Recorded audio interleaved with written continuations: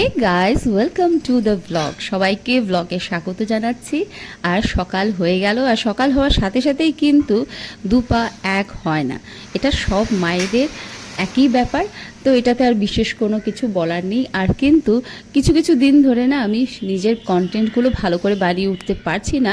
এর কারণও রয়েছে আমাদের নতুন প্রজেক্টে আমরা সবাই এতভাবেই ব্যস্ত হয়ে পড়েছি যে কিছু কিছু কাজ ছুটেই যাচ্ছে। আর যাই হোক, আজ ছেলের কিন্তু টিফিনে একটা ডিমান্ড রয়েছে যে সে স্যান্ডউইচ নিয়ে যাবে। তো স্যান্ডউইচ নিয়ে যাবে বলেছে ঠিকই, কিন্তু আজ তো মঙ্গলবার, আজ কিভাবে পেঁয়াজ দেওয়া যায়?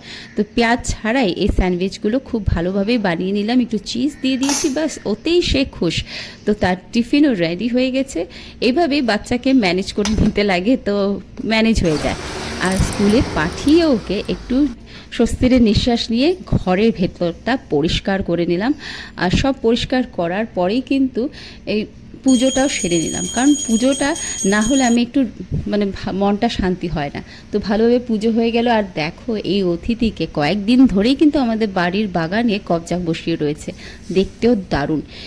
আর বন্ধুরা, আমরা তো সবাই জানি যে নিজেকে যতটাই ব্যস্ত রাখবে কাজের মধ্যে ততই ভালো, কারণ আজেবাজে কথা তোমার মাথায় ঘোরাফেরা করবে না, তুমি সুন্দরভাবে সুস্থ থাকবে। এটাই কিন্তু একমাত্র ব্যবস্থা।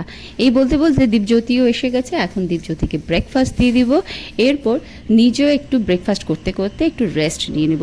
এইটুকুর সময়ে একটু রোদের মধ্যে বসে ব্রেকফাস্ট করতেও ভালো লাগে, আর ফুল গাছগুলোকে দেখতেও আনন্দ হয়।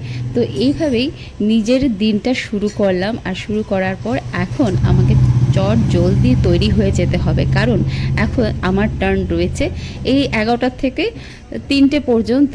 আমি একটু দোকানে ডিউটি দিয়ে দিই, কারণ একটু হেল্প হয়ে যায়, বাস তাই।